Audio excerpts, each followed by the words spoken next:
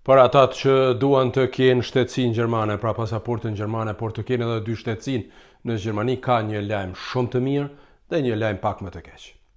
Qeveria e gjermane, e cila do të votohet në maj sipas të gjitha gjasave, do të ndryshojë disa rregulla për në shtetësinë gjermane. Kështu thuhet në programin e partive që do të bëjnë koalicion qeverisës në 4 vitet e ardhshme, partitë e Unionit CDU-CSU dhe SPD. Por fillimisht lajmi i mirë.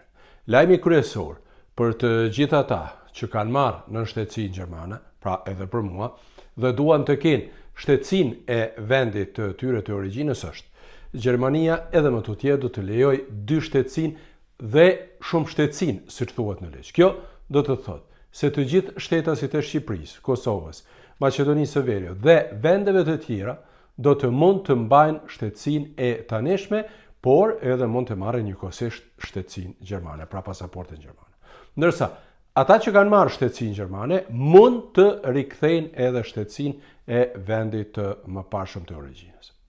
Ky është vërtet një lajm shumë i mirë, sepse në muajt dhe javët e kaluara ka pasur paralajmërime dhe atë bukur serioze nga partitë e Unionit CDU-CSU se mund të hiqet e drejta e 2 shtetësisë, apo siç thuhet në ligj, pra shumë shtetësisë.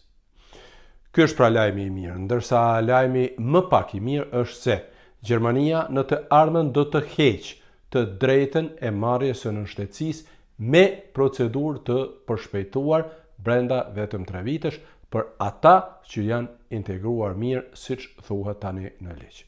Qeveria e re do të heqë pra të drejtën që të merret shtetësia gjermane për brenda vetëm 3 vitesh. Por edhe këtu ka një lajm të mirë. Shtetësia gjermane edhe në të ardhmen do të mund të merret pas 5 vitesh qëndrimi, kuptohet me letra të rregullta në Gjermani. Pra, të gjithë ata që jetojnë në Gjermani me të ashtu quajturin Niederlassung dhe kanë të ardhura e dokumenta të rregullta, mund të marrin shtetësinë gjermane pas vetëm 5 vitesh edhe në të ardhmen. Këtë e parashikon ligji. Unë ju kam njoftuar miq të dashur shpesh, por edhe një herë ndryshimet kryesore që janë futur në fuqi në vitin 2024. Bundestagu gjerman ka ndryshuar vitin e kaluar, pra ligjin për shtetësinë dhe për 2 shtetësi në Gjermani. Me këtë ligj është shkurtuar afati i marrjes së shtetësisë gjermane nga 8 në 5 vjet. Me këtë ligj ishte futur edhe mundësia e marrjes së shtetësisë gjermane pas vetëm brenda 3 vitesh për personat e integruar mirë, siç thuhet në ligj, por ky rregull do të hiqet në të ardhmen.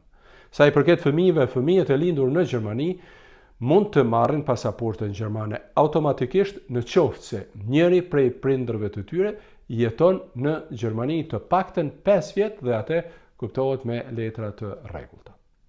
Lehtësime janë bërë edhe për personat e moshës mbi 67 vjeç, sepse ata nuk kanë më nevojë për teste të posaçme të gjuhës. Të tjerët duhet të kenë edhe më tej testin e gjuhës apo dëshmitë për njohjen e gjuhës gjermane, por edhe testin Leben in Deutschland. E siç ju thash, vitin e kaluar është futur edhe e drejta e 2 shtetësisë, apo siç thuhet në ligj shumë shtetësisë, që do të mbetet edhe në të ardhmen. Këto janë pra ndryshimet që priten pas zgjedhjes së qeverisë së re gjermane, e cila pritet të zgjidhet në maj, siç ju thash.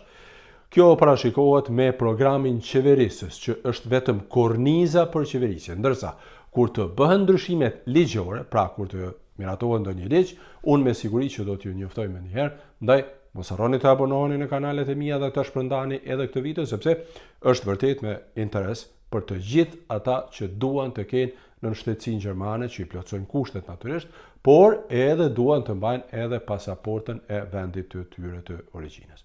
Ndërsa unë ju falenderoj shumë që jeni me mua dhe mirupafshim së shpejti.